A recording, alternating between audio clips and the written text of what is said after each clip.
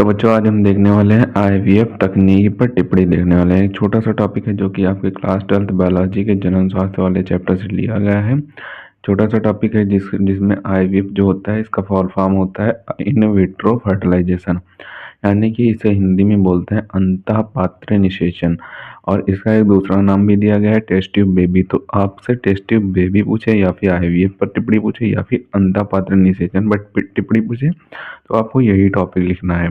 एक छोटा सा टॉपिक है जो कि आपके एग्जाम की दृष्टि से बहुत ही महत्वपूर्ण टॉपिक है। बहुत बार आपके एग्जाम में पूछा गया है इस पर टिप्पणी और ये पूरा टॉपिक भी पूछ दिया जाता है। तो इसे हम देख लेते हैं कि इसमें क्या दिया हुआ है। तो इसमें दिया हुआ है कि यह तकनीक उन दंपतियों के लिए अपनाई जाती है जिनमें स्त्रियों में संतान उत्पन्न करने की क्षमता न हो या पुरुषों में शुक्राणुओं की संख्या कम बनती है। इस तकनीक को टेस्ट ट्यूब बेबी का नाम दिया गया है, यानी कि ये तकनीक उन दंपतियों यानी उन पति पत्नियों के लिए अपनाई गई तकनीक है जिसमें यानी कि फीमेल को यानी कि स्त्रियों में संतान उत्पन्न करने की क्षमता ना हो, यानी कि उनमें बांझपन हो, और पुरुषों में शुक्राणुओं की संख्या कम बनती है। इस तकनीक को ही टेस्ट ट्यूब बेबी नाम दिया गया, यानी कि ये तकनीक उन दंपतियों के लिए होती है जिनमें स्त्रियों में संतान उत्पन्न करने की क्षमता ना हो और पुरुषों में शुक्राणुओं की संख्या कम बनती हो। और आगे इसमें आपको लिखना है, आप इतना भी लिख सकते हैं और आगे का जो है जो वो भी लिख सकते हैं। तो आगे आपको लिखना होगा कि इस तकनीक में प्रयोगशाला में पत्नी या फिर डोनर जिसे बोलते हैं के अंडाणु को पति या फिर डोनर के शुक्राणु से निषेचित कराया जाता है। यानी कि एक परगनली में क्या लिया जाता है, प्रयोगशाला में एक परगनली में पत्नी का अंडाणु लिया जाता है, या फिर पत्नी हो या फिर डोनर हो उसका अंडाणु लिया जाता है, या फिर पति हो या फिर डोनर हो उसका शुक्राणु लिया जाता है।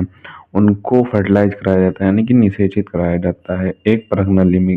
क्योंकि इसे टेस्ट ट्यूब बेबी बोलते हैं इसलिए परगनली में उनको फर्टिलाइज कराया जाता है।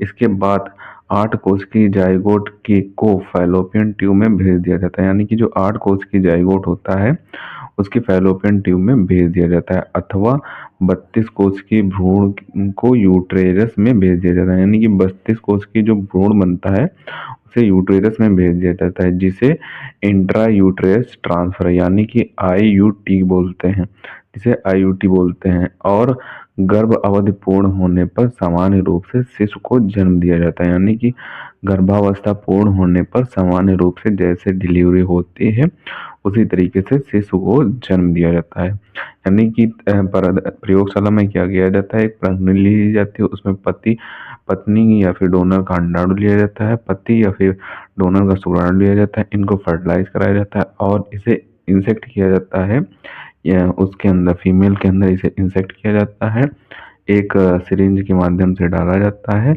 जाइगोट को फैलोपियन ट्यूब में भेज दिया जाता है, यानी कि उस जाइगोट जिसे भ्रूण बोल रहे हैं उसको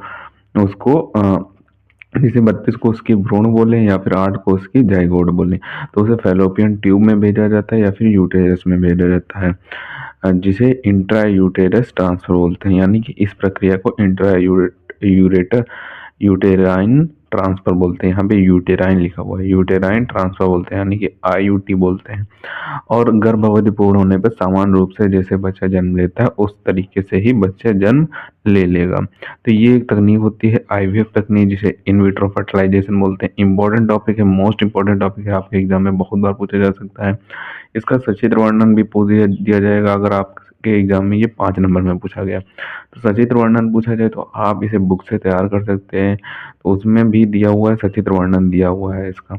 तो इसके 1-2 टॉपिक और हैं, यानी कि ZIFT यानी कि जिफ्ट और GIFT गिफ्ट, ये 2 टॉपिक और हैं जो हम आपको अगले वीडियो में कराने वाले हैं।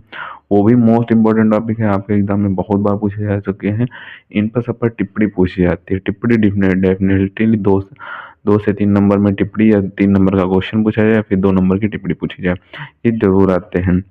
तो इन्हें आप सबसे पहले तो ऊपर से स्क्रीनशॉट कर लें, बचे हुए पार्ट का स्क्रीनशॉट करें और जो नीचे पार्ट बच गया उसका भी स्क्रीनशॉट कर लें।